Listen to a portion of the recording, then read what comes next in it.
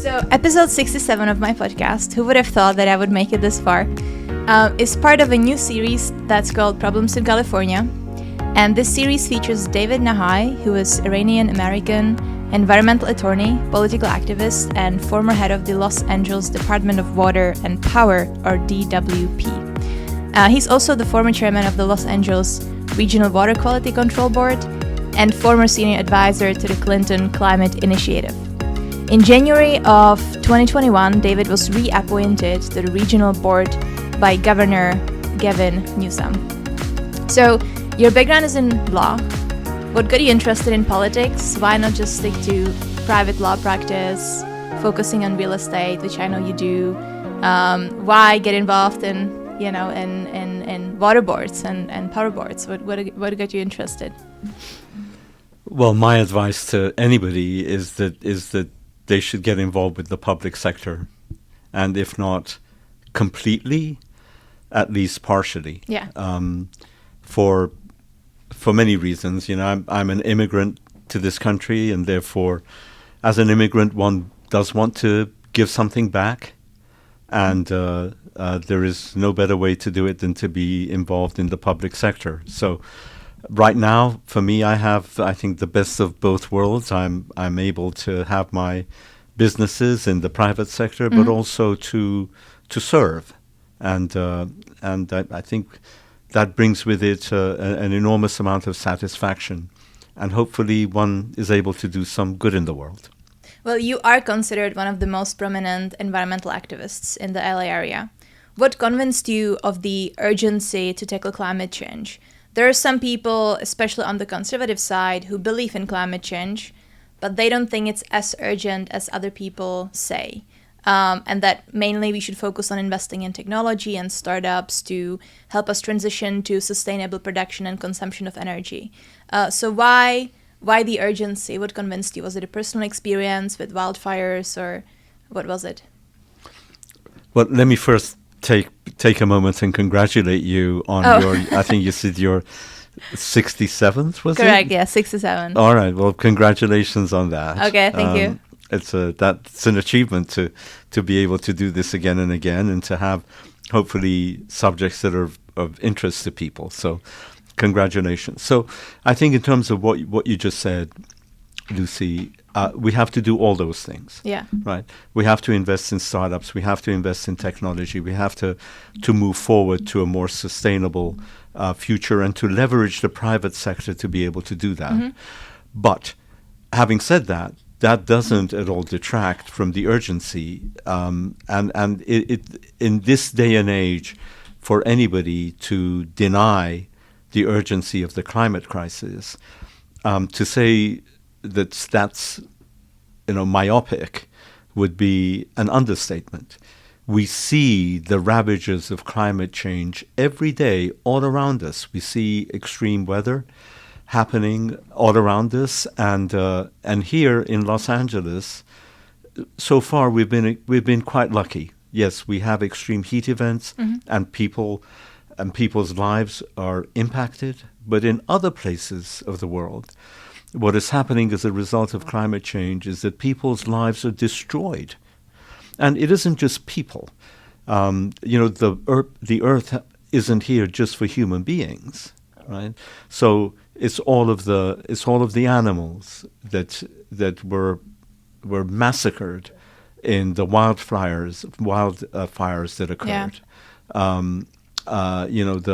The loss of sea life as a result of what we're doing to our oceans.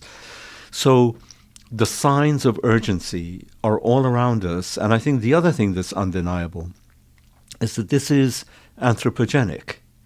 Some people like to say, these are just the cycles of nature. No. We know that ever since the Industrial Revolution, and ever since the ever-burgeoning burning of fossil fuels, this like incessant amount of carbon dioxide that we keep spitting out into the atmosphere, that this has enormously accelerated and intensified extreme climate events.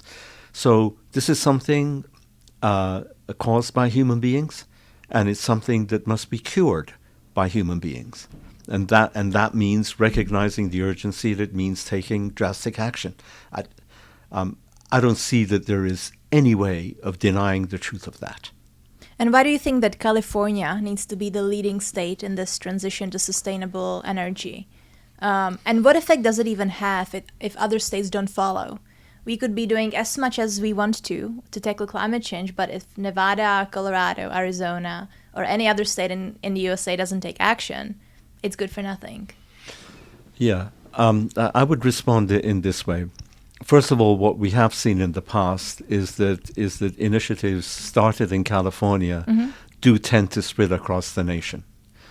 So in California, this is the fourth largest economy in the world. This is not just a state in the United States. This is an important weight globally. And therefore, what we do here has an impact not only across the United States, but on the global stage. Now, I understand people who say, well, but our impact in terms of greenhouse gas emissions is small compared to others. So why should we be the ones to be investing the money, energy, time, talent in trying to cut our own greenhouse gas emissions when others may not follow? Yeah.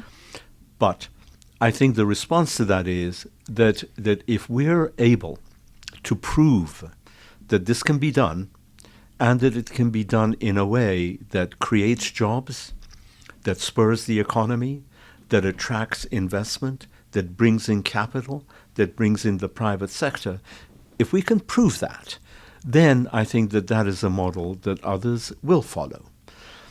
So, and also it's something that for us can be of tremendous benefit here because in cutting greenhouse gas emissions, we also cut air pollution as well. So we've got many disadvantaged communities that have traditionally suffered from pollution disproportionately, and therefore in taking these steps, we also protect the environment and we also try to redress some of the injustices of the past. And I'm convinced that the eyes of the world are on California. And if as we undertake this experiment here, in terms of moving towards a zero carbon future, if we're able to show that it succeeds, we'll be able to lead the world. I firmly believe that. Well, I think, unfortunately, so far, it hasn't been shown yet, right? California has one of the largest budget deficits, and I think a lot of the climate policies that have been implemented actually harm small businesses. And I can talk about the policies that have been implemented. So what will it take to prove that it works? What do you think will happen in the next 5-10 years? How will you prove that it works? Well, first, let me say this. In any kind of progress that one undertakes, one has to always remember those who are going to be left behind in the wake of that progress. So while me as an environmentalist and as somebody who is involved also on the business side of the environmental movement, while we tout the benefits of this revolution that we're undertaking, we also have to remember the people who will be affected by what we're doing. So, for instance, I believe that coal is a pernicious fuel that has to be done away with.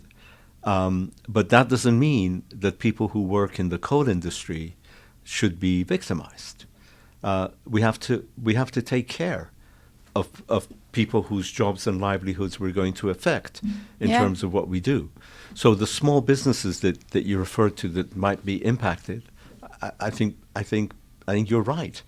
And so we can't just blindly push forward with our revolution without thinking of those folks. So, and there is a name for this. It's called a just transition, right? So it's a way of hopefully taking the younger people who are in those industries and providing them with opportunities to retrain, providing them with opportunities in the renewable energy arena, and folks who may not be willing to do that, to try to make sure that they are treated in a way that preserves their dignity, that thanks them for their service, and takes care of them monetarily. And yes, all of this requires an investment that we all have to make, but an investment it is. That's how we have to think about it. Many people voted for Donald Trump because of his emphasis on oil and gas and the oil and gas sector. He revamped it during his presidency. And I spoke with a lot of those people in person. They're not some crazy, Trump supporters. They support him because they know that he will keep their job in the oil and gas sector, which pays well. So what do you say to those people that are afraid of losing their job and work in oil and gas industry? I would say to those people that I understand your fear. I understand your fear, as I would have a fear of losing my job and my ability to take care of my family. I understand it very well. Yeah. So I would want to reach out to those people and to say, look, we have to do this transition. We have to do this transition for the sake of your children, for the sake of your grandchildren, for the sake of the health of the planet, right? And therefore, listening to somebody who is engaging in fear-mongering and demagoguery and trying to tell you that that immigrants are going to take your jobs, or that the climate crisis is a hoax, listening to those messages is not going to help. What is going to help is having a clear-eyed, sober assessment of the crisis that we're in, and trying to come together in a way that takes care of the people who are working in the fossil fuel industry, who've served for many years. Yeah. They don't deserve to be left out, to be left behind. And so, as I said earlier, we have to find a way to provide for them. Really quick, David. So then they said that Andrew Yang was kind of like the Trump supporters kind of hated the fact that they were being overlooked. And then when Yang came in and he talked about a universal basic income and that idea, and you can't just turn like coal miners into coders, like, did you have any opinions on him as a son of immigrants and what he was trying to do and his ideas? I think he was very overlooked by the Democratic Party when he was running for president at that time. Yeah, I won't comment on Andrew Yang's ideas on this idea of a universal minimum pay for everybody. I think it's a seductive idea, but one has to think of where that money is going to come from, and how do you actually do that without having a redistribution of wealth? How do you do it without tax They policy? do it with Alaska and oil. So they said that data is the oil of the 21st century. So yeah. At any rate, I mean, I think it's an attractive idea, but on the other hand, I also think that people need to work. It's part of the human condition that there are also systems, collectivist systems in which people feel that they don't have to work, in which we get rid of the profit motive. Those systems have also been shown to fail. Especially in California. It's a big social welfare state. Well, I would argue with that notion. I come from a communist country, Yeah. so I'm very much against communism and socialism. Well, but are you against any kind of safety net? No. I think we should have a healthy safety net, but we shouldn't disincentivize people from working. I agree too. What universal basic income does, it sets a floor. So there's nothing put in there that says if you work, you're not going to get the money. A lot of these welfare programs say that if you're above a certain level, we're not going to help you anymore. A universal basic income, I don't know if you're familiar. It's not a disincentive to not work. It just says this is your floor. And whatever you make that's more than that, you get to keep it. Whereas all the other welfare programs say if you make more than this, we're going to take these things away from you. So Yeah. So it's different. It's not. I won't comment on it. I do know Okay. that at the time that it was floated, that it really didn't get traction. But I wanted Okay. to also address what Lucy said right now. I think communist systems have been shown to fail. Do not work, yeah. Because eliminating the individual profit motive, Yeah. leads to stagnation of society. Yeah. Right. You need to have an encouragement, this incentive for people to pursue personal wealth Yeah. and interest.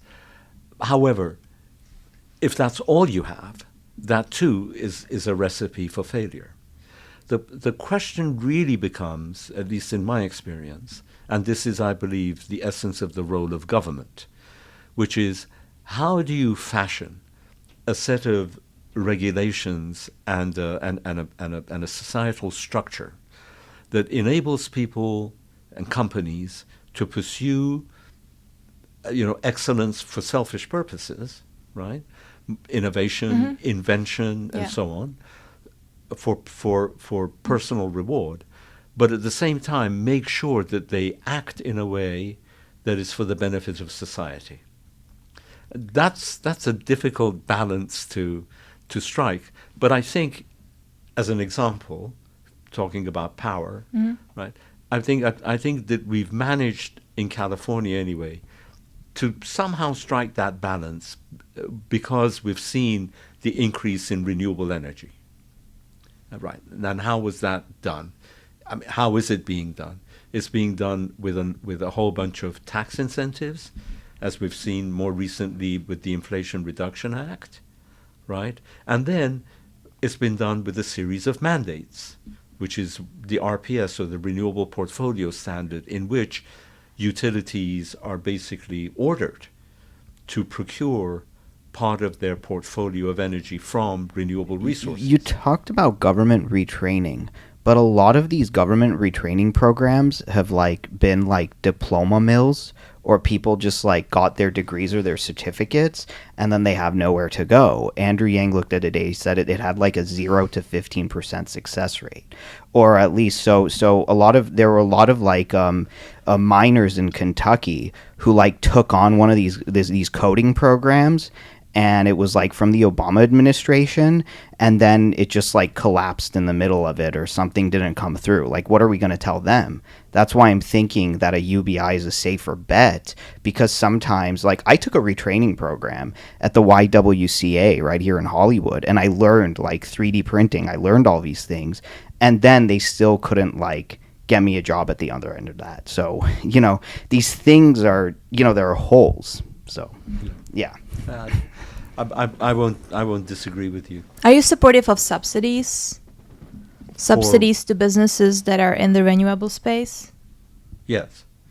Not forever, but in order to. So I think, for instance, in the renewable energy space, we're coming to the point where tax advantages and so on may in time not be necessary. But for instance, subsidies to people who are buying electric vehicles, yes, absolutely. I think it's very, very important to, if we're going in our transportation, if we're going to move away from fossil fuels in the transportation industry and have people drive electric vehicles and cut our greenhouse gas emissions, then yes, we have to help people do that. Just like we have to build out the whole charging infrastructure. Yeah. We have to build cars that have much longer range, so that we get rid of range anxiety. Yes, government must help do that, and part of that is helping financially. But then, is it reasonable to punish people who have gas-powered vehicles, given that most of the electricity that powers electric vehicles comes from natural gas anyways? Okay, well, this is you touch on a very important subject, which is as I drive my Tesla, Yeah. And feel good about Which my one do you Tesla. have? S or Y? Yeah, I have a Model 3. Model 3. Yeah. So I like my car a lot. I don't particularly like the head of the company that that produces my car. So Very controversial. I like to say I divorce the You art. gotta disattach. I divorce the art from the artist. Yeah. So I like the art, and the artist may not be perfect. But as I drive it, and I feel good about driving an electric vehicle, I also have to be very aware of the fact that that's not any good if the power, if that electricity comes from coal or comes from natural gas. So we have to, this is that's why I call it a revolution. Yeah. Yeah, you gotta go one step at a time. Yeah. So many people don't know, but the LA Department of Water and Power is the nation's largest municipally owned utility. Yes. They don't pay attention to the water board or the power board. Most people don't even know it exists. But obviously water accessibility and cleanliness and power affordability are one of the largest issues in California, and we have to pay attention to those. So during your tenure, you put emphasis on more renewable energy sources. But when we look at power prices, they have shot up exponentially globally, right? Especially in California, as it tries to increase the transition to renewable energy. What do you think is the cause of these power price increases? Some people say it is these climate policies, the transition to renewable that have led to the increase. I have some statistics here. I think in California, it is the average residential electricity rate is 30 cents per kilowatt hour. The average rate across the U.S. is 16.11 cents. So it's almost twice as much. Where's that figure coming from? This is the official rates of residential electricity. Really? Because I don't know. I would have to check it, but I don't think that is the current rate for LADWP customers. I think This may be from last year. I would have to check. It may be from last year, and it may be. Remember, in California, we've got the investor-owned utilities, such as Edison, San Diego Gas and Electric, Pacific Gas and Electric. And because those are investor-owned and they have shareholders. So they're private? Yes. Well, they're quasi-private because they're highly regulated, but yet they're private entities in that they have shareholders and a corporate structure. Their rates tend to be higher because they've got shareholders and they've got, they have a return that they have to give to shareholders. The publicly owned utilities, such as LADWP, tend to have lower rates. But I will say this. During my tenure, both on the commission as vice president, as commission president, and then as general manager, at LADWP, we went from something like 3% renewables, right? That means like 97% coal and gas, to, well, there was some nuclear in there as well, about 10% nuclear, to 20% by 2010 in a 5-year period. And we did that without backbreaking rate increases. Oh, wow. And even now, if you go around and you ask people what is it that they are most concerned about, right? Most people will not say it's my utility rates. They'll talk about inflation and so on, but I'm talking about Los Angeles now, because Los Angeles LADWP very much recognizes that it is a municipally owned utility, maybe the largest in the nation, but it is still municipally owned. That means that it is here to provide a social service. This is why during the pandemic, for instance, they adopted a policy that there would be no shutoffs for people who didn't pay their rents.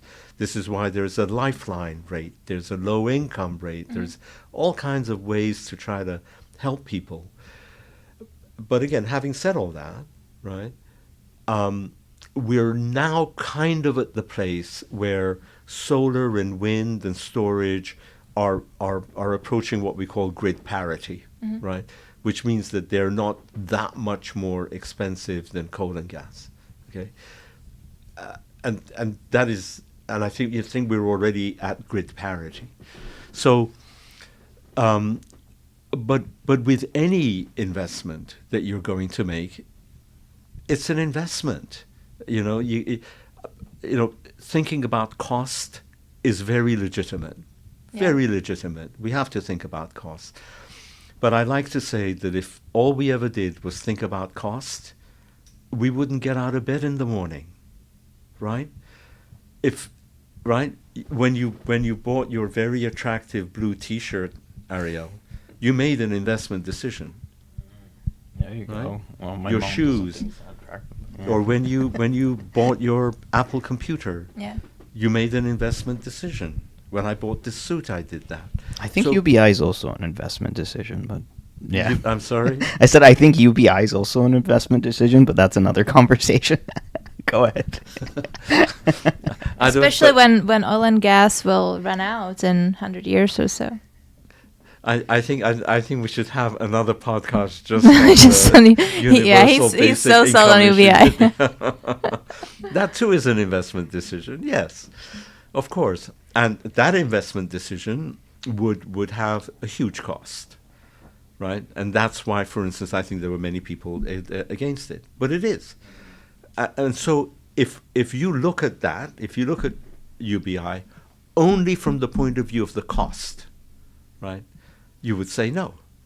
But if you think about it from the point of view of return on the cost, then you might have a different view. So when it comes to renewable energy, when it comes to all of the investments in water, for instance, and we haven't talked about wastewater recycling or capturing our rainfall or cleaning up our aquifers or new building standards, all of these initiatives will cost money. But you can't just look at that side of things, right? You've got to also understand that if we're going to have a secure water future in Los Angeles, we have to make those investments. So you got to look at the results of what have been once you've made the investment, what's the return, like month by month, year by year and stuff. And if it shows good return, then you continue the investment. If it shows bad return, then maybe you go to the drawing board and you kind of go from there. Exactly. Right. Yeah, exactly. I mean, your view just a few minutes ago was that the retraining that you had received, which cost some money somewhere, right? That inadequate, that was not a good little bit, in right? Your case. Yeah, correct. So, but so it is. So I mean, I have this issue with people who only think about cost. So, for instance, this issue of recycling our wastewater, right? Not treating it to a high degree and just throwing it away in the ocean. And is wastewater anything coming out of the toilet, the sink? That's all wastewater. That's all wastewater.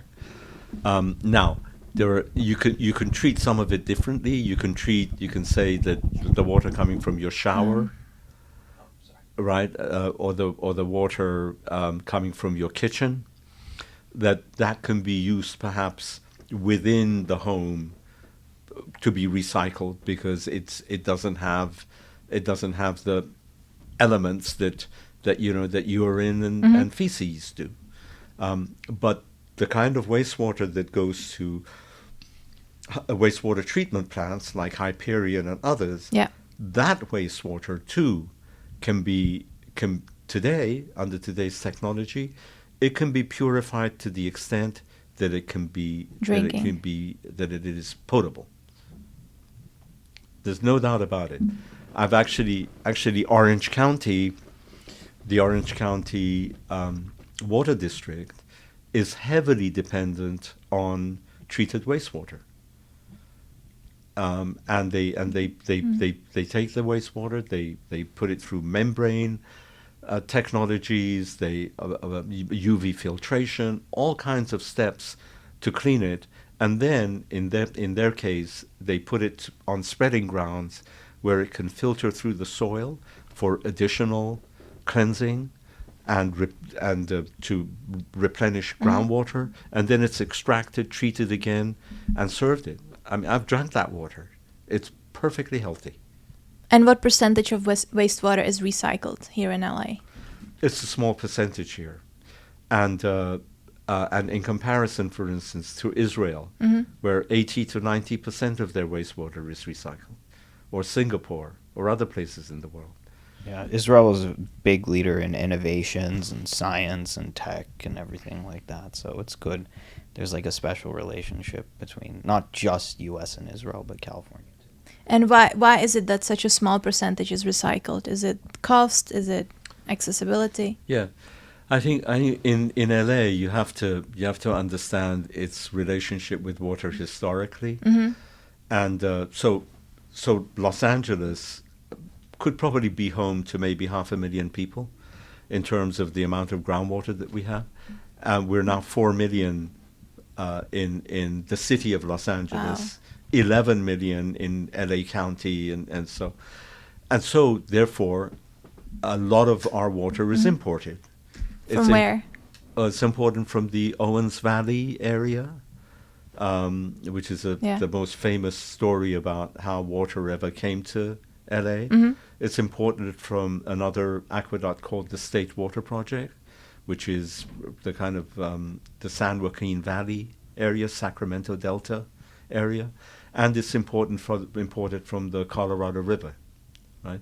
So that was all great while that water was plentiful and it was dirt cheap, right? You could just build these aqueducts and bring the water in. And for many, many years, we, the city of Los Angeles, thrived in that. But with the advent of climate change and with other demands on that water, like Colorado River also serves Nevada, Arizona, tribes, right? I know there's been some fighting over Colorado River. Yes, and not for the first time. Yeah. And also with climate change, those sources are both no longer plentiful and they're no longer cheap. And they're unpredictable. And therefore, the city of Los Angeles and many other cities such as Los Angeles, we have to move towards self-sufficiency. Yeah. We have to. And that means conserving more. It means recycling our wastewater. It means capturing more of our rainfall. We had this tremendous amount of rainfall. Yeah. Most of it ran off to the ocean. So it means building differently in the future so that we conserve more of our water. How do you capture rainfall? What does it look like? There are okay. What has happened is that as we've urbanized, as we've grown, we've added more and more asphalt, more concrete, more rooftops, right? And therefore we have by doing that, we have distorted the balance of nature, so that the water that would normally have seeped into the soil and replenished groundwater can no longer do that. It can only run off. And when it runs off, it carries with it all of the detritus, all of the garbage of society that's left on the streets, carries all of that to the ocean and contaminates the ocean and the coast in the bargain. So it's like a double whammy problem. Yeah. So we have to build these projects where more of the rainfall can be retained, and they're called stormwater capture projects, and they're happening. Some of us would like to see them happen with more rapidity, but they're happening. And just to add to this, back in 2018, the people of Los Angeles County voted for a measure called Measure W for water, Measure W. And in voting for Measure W, they voted to tax themselves, right, in order to have a fund for water projects. That fund for water projects infuses something like $280 million every year for stormwater capture projects. So good for them. That's amazing. Yeah. An investment. It was good investment, right? Now, that thing, the whole Measure W apparatus is quite complicated as to how that's done in order to build accountability and scrutiny and all of that, make sure that the money is being properly used. But they're just going through what's called a biennial review process right now to see what can be done to even improve things. So there's 3 things that I picked up. Preserving rainfall water, recapturing rainfall water, recycling wastewater, and then conservation. And cleaning up aquifers, aquifer remediation. Cleaning up aqueducts? Aquifers. Aquifers. Okay. All right. Is that? All right. So underneath us, not here, but say, the San Fernando Valley? Yeah. Okay. Well, underneath the San Fernando Valley is a huge groundwater aquifer. It's like an underground reservoir, right? It's like a sponge, right? And we get something like 10% of our water from that aquifer. But many, many years ago, like during the Second World War, and in the heyday of the aerospace, industry, there was a lot of contamination that was produced, and it was allowed to seep into the groundwater and contaminated the groundwater. So now we have to clean it up. It's called aquifer remediation, and it's something that we have to do, and that's another investment that we have to make. So there's that, and then the next thing that I would kind of emphasize is refining building standards. Yeah. So as we build new buildings, we make water conservation ever more a part of an integral part of building design. Now we've done that to a large extent. I mean, each time you go into a toilet area, you'll see a urinal, and you'll see that it's a waterless urinal. Well, that A waterless urinal. Yeah, no water. I see it all the Really? time, but the only way the water comes when you flush it. So, yeah. Yeah, and actually, and many of them, it's waterless altogether. Just There's no water. Not even a flush. Not even a flush. And then you can recycle the haven't pee. seen those before. Yeah, that's right. Exactly, you can recycle the pee. Look, otherwise, let me tell you what is happening now. Just listen to me, okay? There is ocean desalination, right? Yeah. People say desalt the ocean, and I understand that. It's very expensive, it's very energy intensive, but yes, it's done. It's done in Israel, and other places as well. But here in LA, we treat our wastewater to what's called the secondary level. That's a very high level of treatment. And then we dump it in the ocean, right? To me, it doesn't make any sense to spend all of that money, recycle our waste, treat our wastewater to such a high degree, chuck it in the ocean, and then do what? Suck it all back up again to take the salt out of it? Yeah. Rather than do that, let's intercept it before it gets discharged in the ocean, clean it. We have the technology to do that, and reuse it. Reuse it for agriculture, and reuse it in appropriate circumstances for drinking as well. That's amazing. Well, why has it not been done? It's getting done. It's getting done? Yeah. Okay, good. Well, you also passed city ordinances, like making it illegal for people to excessively water their lawns. Yes. And I'm curious, how does that work in practice? How do you prevent someone from watering their lawn? Right. Do you just shut down their water supply when they exceed a limit, or? No. I mean, this we did this during my tenure. Yeah. And we were very successful. We cut water consumption by like 19% during my time. And here's how we did it. It wasn't just one approach. It was a number of approaches. I think maybe 4 or 5 approaches. And I'll tell you which one of these I hope was the most successful one in a second. But the first thing was a public education campaign, right? We're all in this together, right? We're in a drought. Each one of us has to conserve water. We have to not waste water, and and I take care of you, and you take care of me, because we're in this together. So Yeah. a public campaign. The second thing was that we deployed, experienced people who went out to all corners of the city, and whenever they saw somebody like washing their car in the front yard or something, or wasting water, they had the right to write tickets, but For washing your car? for wasting water. Yes. So But I can't wash my car, or? not Not too much. not during the time wash. that the rest of the city is in a drought. You can take your car to a car wash. You can clean it in a way that's dry. But when you've got a situation where we're in danger of our water supply not being there, no. There's certain things you can't do. Like restaurants shouldn't just be serving water, putting it out. And you go to a restaurant, you see half the people don't even drink the water. They just That's leave true. these glasses of water sitting on the table.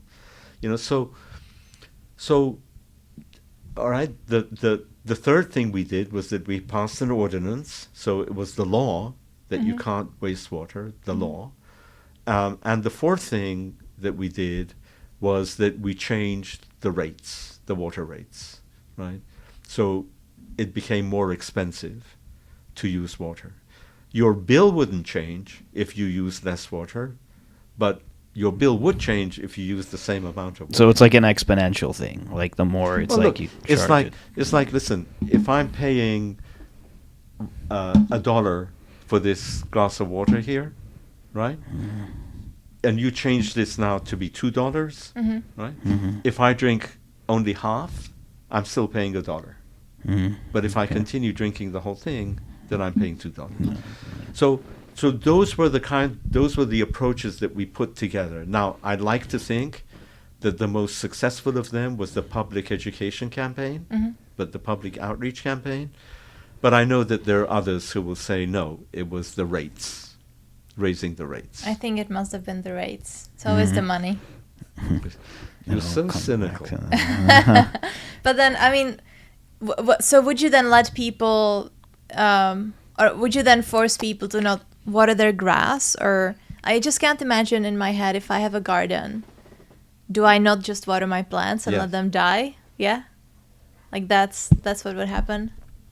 Absolutely. And that is what did happen. Yeah. Therefore, what we did was we put that together. We were talking about balancing things, carrots and sticks. So what we did at the time, what we put in place was a kind of program under which, if you got rid of your thirsty lawn, Yeah. which you didn't need, right, and replaced it with artificial turf, or replaced it with drought-tolerant, plants that can be very beautiful, we would actually pay you for that. We would pay you $1 a foot, and then it became $2 a foot, and and that was very So if successful. I put palms in my garden or cactuses, you would pay me back. Correct. Now, I don't know that program is still in place today, because we've recently had a lot of rain, and therefore, we don't need the kind of drought measures that you were Policies. just referring Yeah. to. But there will be another drought around the corner, and therefore those kinds of measures and those kinds of incentives and rewards may have to be reintroduced. Or putting fake grass in your garden. Yeah. That's another thing. AstroTurf. I see it everywhere. Yeah. Interesting. Yeah. I have it in my garden. Interesting.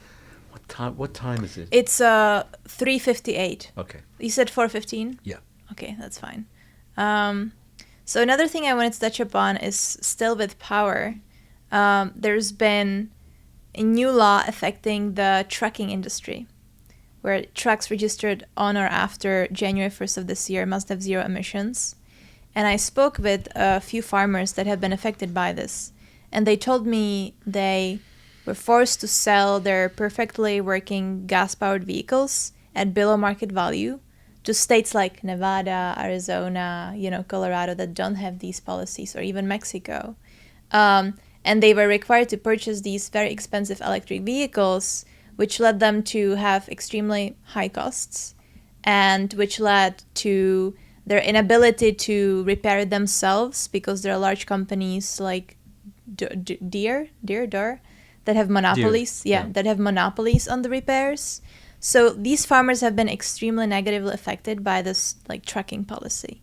What do you say to them? They obviously do believe there's climate change. They're affected by droughts. But this specific trucking policy really did have a negative impact on their business. A lot of those, small truckers went out of business. They had to be rehired by these large companies. And it's very difficult to see that. It's very difficult to speak with these people and see how their lives are being ruined. No, I sympathize. Yeah. I sympathize completely, and that is not a policy that I'm that familiar with in terms of this the trucks. But I think this is another example of what we were talking about earlier. That if we're going to, look, there's no doubt in my mind that having polluting trucks, both in terms of greenhouse gases and in terms of air pollution, continuing to operate, that is a bad thing that needs to be changed. So the question then becomes, in changing it, how do you change it so that you provide people with enough time to adjust to it? And also, in addition, how do you make up for the losses that people are going to suffer? Yeah. So I don't know enough about the anecdotes that you've been given to comment on that. But it's an argument that you also hear from gas workers. Yeah, that's true. And last session, Gavin Newsom also proposed a bill which would make the State Department of Water Resources the state's central purchaser of power, because the water supply is a major generator of electricity and major purchaser, citing the need to construct or acquire enough non-polluting generation to meet the state's goal of becoming carbon neutral by 2045. So it would centralize control of our energy sources, which in my opinion would lead to increased prices and stifled competition, which is not great. No, I don't think that's what that does. It just empowered the Department of Water Resources to purchase power, but it cannot centralize the power purchase in WDR. You've got power purchases. It's actually it's a fairly fragmented landscape, because you've got the IOUs that we talked about, and then you've got the POUs, and they're all purchasing power. So I think empowering DWR to buy power for its own purposes it is fine, but it doesn't mean that all of a sudden now you've got a monopoly over power purchases. Yeah, I'm especially worried about reliability, because we know renewable is not very reliable, and we've had a few outages in California, especially during periods of heat where there's increased use of air conditioning. Nuclear, for example, is a good alternative. Nuclear is reliable, it's 100% clean, there's no CO2 emissions, and it's affordable. California has one last operating plant, Diablo Canyon, in San Luis Obispo. Are you for more nuclear? Do you think California should be building more nuclear? Or do you think we should shut it down? What's your stance on that? We talked earlier about the experiment that we're in the middle of in California in terms of our energy future. I'm very much an environmentalist. That's the community that I come from. But I also firmly believe that we cannot afford to fail in this experiment. True. Because we want the rest of the world to follow. And not failing in this experiment means that we cannot sacrifice reliability. Yeah. So while I know that many of my sisters and brothers in the environmental movement were opposed to continuing the life of Diablo Canyon, I support it because I think that we need that reliability. I agree. So for instance, many of our coastal gas plants run on ocean water. It's called once through cooling, or OTC. They suck in ocean water in order to cool the plant, the gas plant, and the idea was to ban once through cooling because it kills marine life.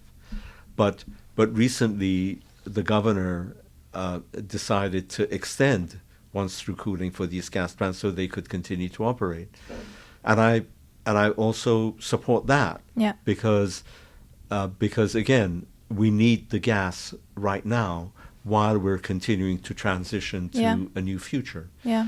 So I don't think we can sacrifice a new future, but we have to get there in a way that works. And yes, right now solar, wind are intermittent, are variable, but we're continuing, I think, to make a lot of strides in energy storage so that we can harness the sun and the wind and store that energy. But we're not there yet where we can be completely without these other sources of power. Yeah. So That's true. again, it's a matter of balance and time and there are a lot of variables. making a successful transition. I'm sort of a fan of public-private partnerships. I think the private sector can do a great job with innovations. There's a lot of climate tech startups that are working on energy storage and making solar cells more efficient and whatnot. So I really do support lots of investment in these companies. It's definitely worth it. Yeah, without a doubt. Yeah. I'm privileged to serve on the board of the Los Angeles Clean Tech Incubator. Oh wow, really? And that's what Wow. LACI, or LACI as we call it, does. And it's a government funded. How much money does it have? How much money does it have? Does it allocate? Oh God, I don't have those numbers, but it's been huge. It's been tens of millions of dollars to many companies. And now, not all of the companies are going to be successful, but that's what it is with startups. It's what an incubator does. So we're doing that in LA for these companies. But again, it takes time for those inventions and innovations, for that creativity, that ingenuity, to have a result. And in the meantime, we have to make sure we have reliability. 100%. I believe that. Yeah. One more question I had on water. There's lots of wildfires in the LA area. Where does the water come from to put out the wildfires? Are you using the wastewater or? No, currently there's a whole, again, this is the legacy of cheap, unlimited water, right? So currently those water hydrants, those hydrants that you see on the side of that's right now, that's all potable water. Wow. Yeah. There was the thought That's of building crazy. out what's called the purple pipe system. Yeah. Where it would be non-potable water, and there is that, but it's not sufficient to deal with the threat of fires everywhere. And salt water is not. You can't do anything with it. I think you can. I don't know. I mean, I think many of these planes, for instance, will take water from reservoirs, which is part of our drinking water supply, and use that water. I haven't yet seen them take water from the ocean and go do that. I haven't. That would be the smartest idea, but yeah. There must be a reason for it. Yeah, probably not as effective as drinking water. Yeah. Well, my last question is, what does political activism mean to you? What actions can people take to help fight climate change? Well, I mean, political activism to me means an understanding that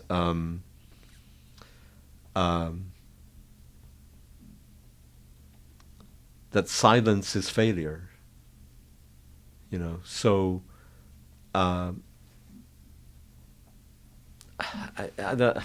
it's a difficult thing for me because I think it means. Do you consider yourself an activist?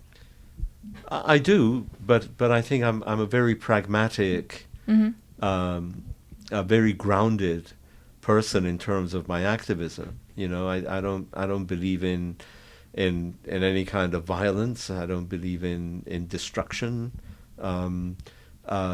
So as I say, it means different things to different people. However, I don't believe in silence. You know, I believe that whether whatever societal issue one is dealing with, whether it's injustice, whether it's racism, the climate crisis, there are many societal ills that have to be dealt with, and and dedicating oneself to try to at least raise awareness, try to make some kind of difference to better something. You know, it doesn't. To me, you can be an activist in terms of animal rights, or as what I do, environmental protection, or seeking justice for tribes, or we were just in Australia seeking justice for indigenous people there.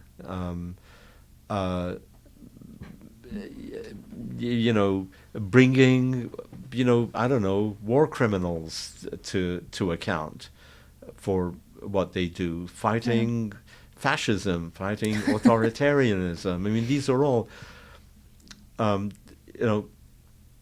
unfortunately, human beings bring with them a lot of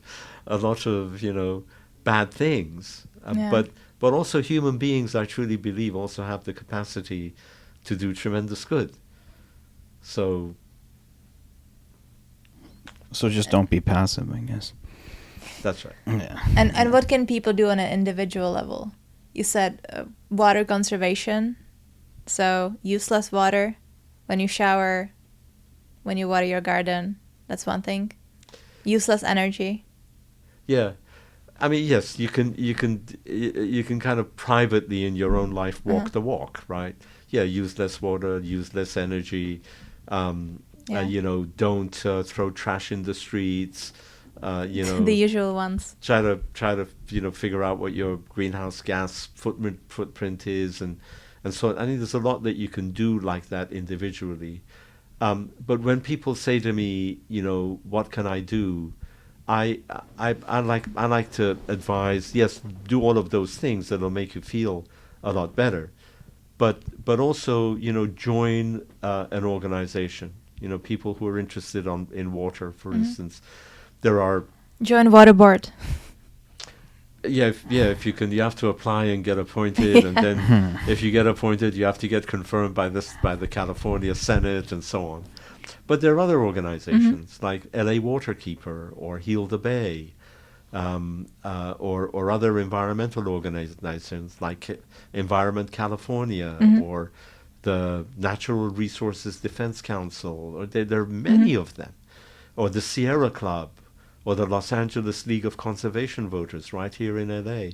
And they do great work. And just, I think for many people, just volunteering to go to their meetings once a week, it really is rewarding, because you don't feel alone, you don't feel powerless, because you're working with other people.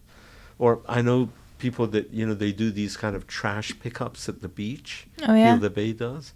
A lot of people will go do that. They'll give up a Sunday and go do this. So I'll tell you this real quick. So I have two sons, and when they were younger, I was on the Heal the Bay board. I don't know, so many years ago.